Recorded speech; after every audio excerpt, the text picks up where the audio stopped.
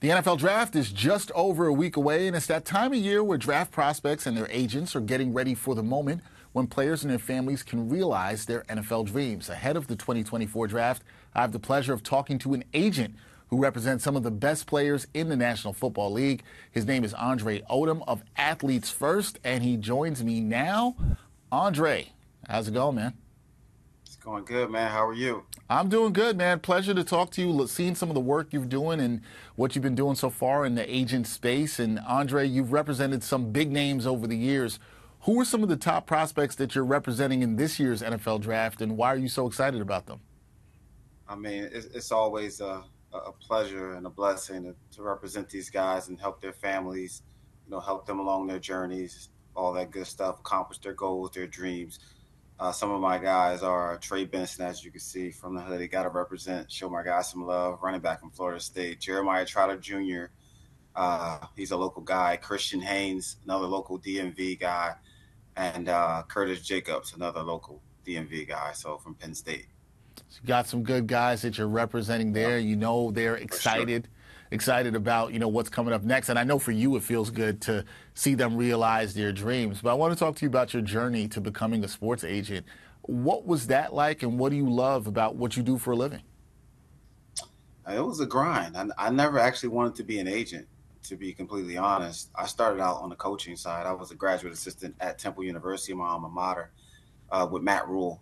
And, I was just working my way up the food chain. Started out as, a GA, graduate assistant, just doing all those, small, minute things, going to get lunch, coffee, out there, just on cleanup job, camps and things like that. And then I transitioned from the coaching side to working in the front office for the Chicago Bears, within the personnel department, things of that nature. So it was kind of a gradual progression for me. And again, I never wanted to be an agent because it has such a negative connotation attached to it, especially coming from where I come from North Philadelphia. I've never seen anyone that looked like me as an agent growing up. So I automatically gravitated toward the coaching side of the business. And, I got my start in the business, from, a mentor / uncle of mine, a guy by the name of William Wesley. And without him, I wouldn't be in this space right now. He's the one that believed in me. He gave me the opportunity of a lifetime, to get my start in the business, and I will forever be grateful for him. So my journey has been nothing short of amazing. I'm super duper lucky, super duper blessed to be where I am, and I'm nothing without my little brothers and their parents. Yeah, and you know what? For the fans who know here in New York City, they'll know William Wesley for his work with the New York Knicks and helping you get in that space. I just want to follow up with you on one thing you said, but I thought that was really important, is that, you didn't see anybody in the agent space that looked like you, but now people that look like you who are black and see you in the agent space, have you seen how you've inspired other people, other young men and women who might look at what you do and say, hey, I can do it too?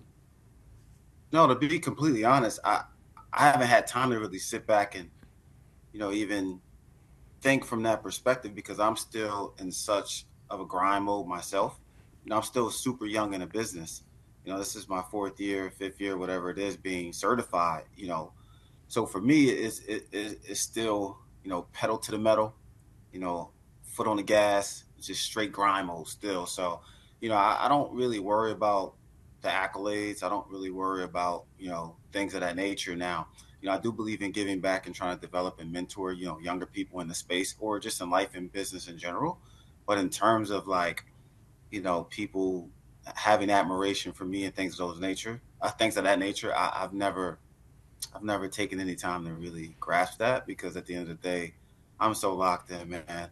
I have all my guys, my little brothers, as I call them, their families to take care of. I'm still tunnel vision, just locked in, helping them accomplish their goals and continuously working myself. So I'm sure I'll get there one day, but not right now. No, I completely get it. And I do think you get to that point where you look back and you say, okay, I can appreciate that and see how other people look at you and what you mean to them. But you're right. You got some time for that. You're locked in right now. Sure. Let's talk a little bit more about the draft, because the build-up to the draft is so much work for players and their agents like you. So what specific preparations do you put your clients through to ensure that they are ready both mentally, and physically for the NFL Combine and Pro Days? Yeah, so one of the things that we do as an agency, it's not even just an individual thing for myself, but our agency in general, Athletes First, we do an incredible job of just making sure that we check every box for our guys. And we educate them from the beginning. Hey, we can't make you a better football player, right? But we can give you every resource imaginable to help you accomplish your goal. From a physical standpoint, from a mental standpoint, even from an emotional standpoint, right? Just preparing them for, meetings with general managers, meetings with owners, helping them understand what team they'll be meeting with, the personnel that they'll be meeting with, putting them through interview processes, things of that nature. So that way they're not caught off guard once they get to those, top 30 visits, when they get to those formal interviews in Indy, things of that nature. Even in terms of from a physical perspective, there's making sure there's nothing that they haven't seen prior to them getting to Indy, prior to them getting to their pro days.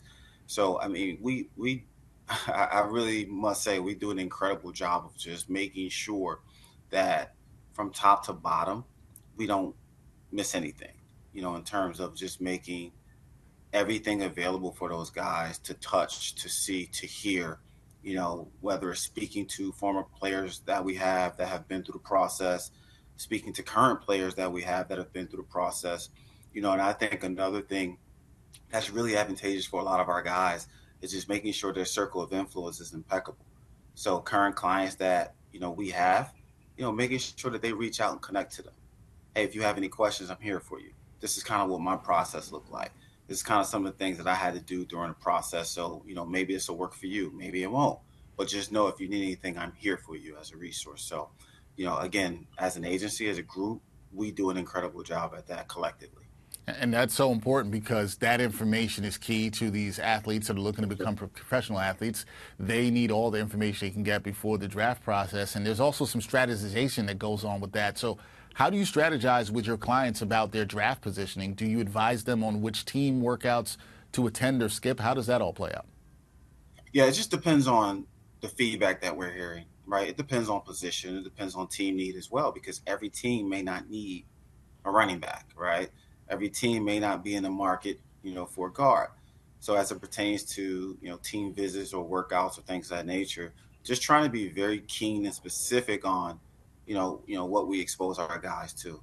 Because at the end of the day, you never want to burn them out throughout this process. And we know, when I say we, I mean us as agents, we know that, every team, wants to get their hands on every prospect, and understandably so.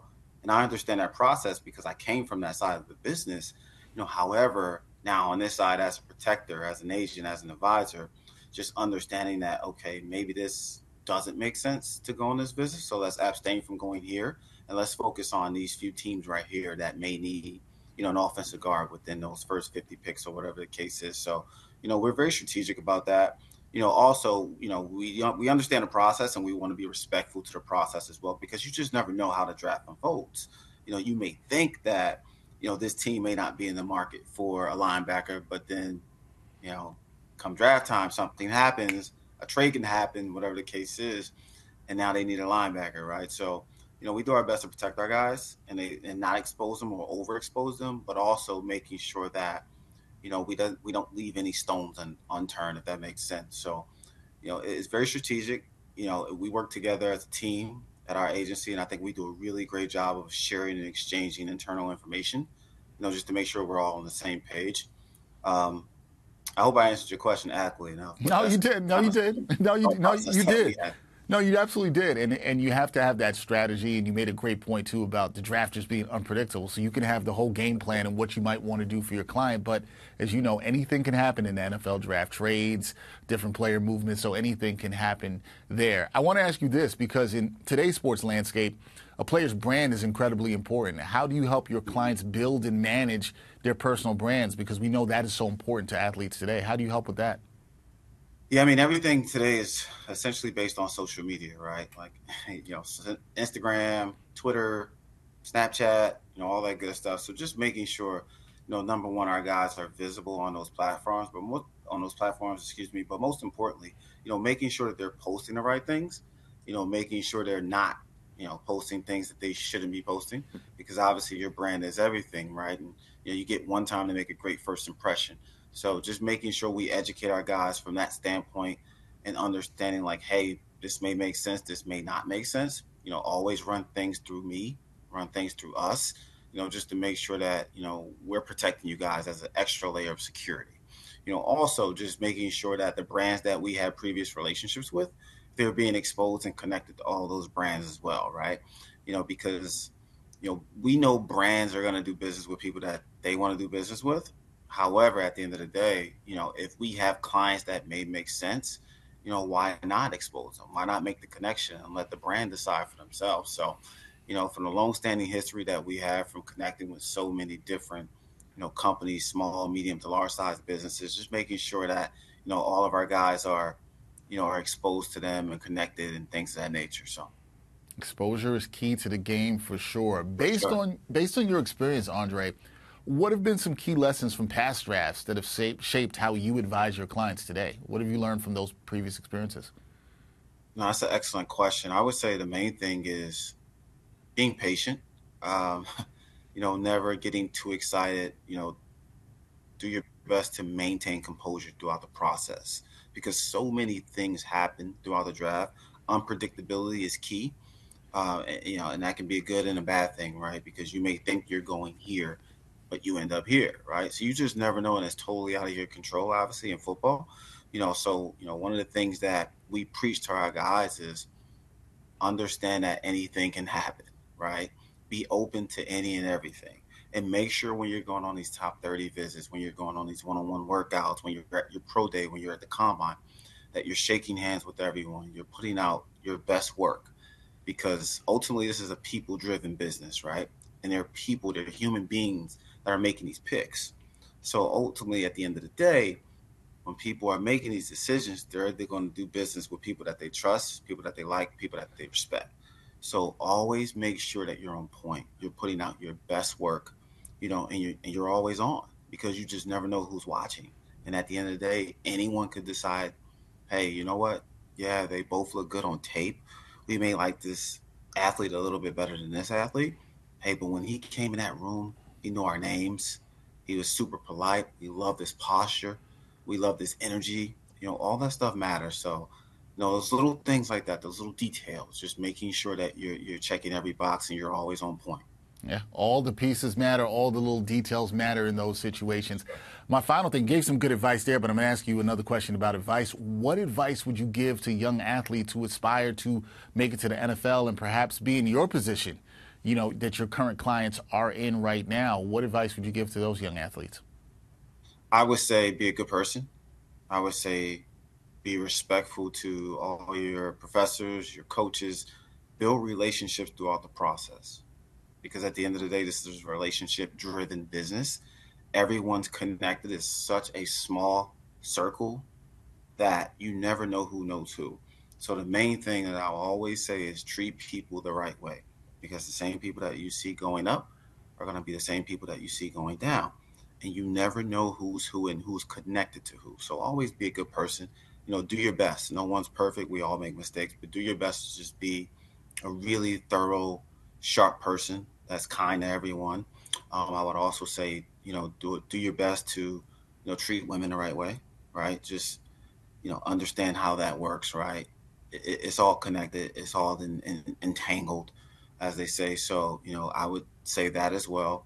And then lastly, um, really focus on school, focus on your education, because without the education portion of it, none of this other stuff matters.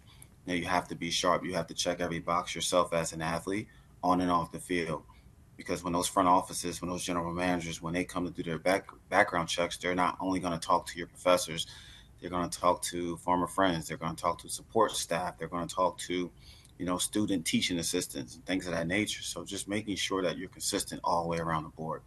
It's okay to be a great football player or basketball player. It's okay to be a great student, but you have to be a great person also because, again, everything is connected and it all matters. So that would be my advice. I think that's good advice. I think that's advice that doesn't work just for athletes, but can work for anybody in any area of life, but definitely helps with the athletes on fields, especially with the draft process coming up. That is Andre Odom of Athletes First, agent doing some great work for them, representing a bunch of players at this year's draft, the 2024 NFL Draft, which is coming up in Detroit. Andre, pleasure to talk to you. This was a really good conversation. We'll have to do it again. We're going to stay connected. Pleasure's all mine. Yeah, good luck, and enjoy the unpredictability that is the 2024 NFL Draft. Enjoy it, my man. That's the fun in it. I Yeah, appreciate it. Have a good one. you too.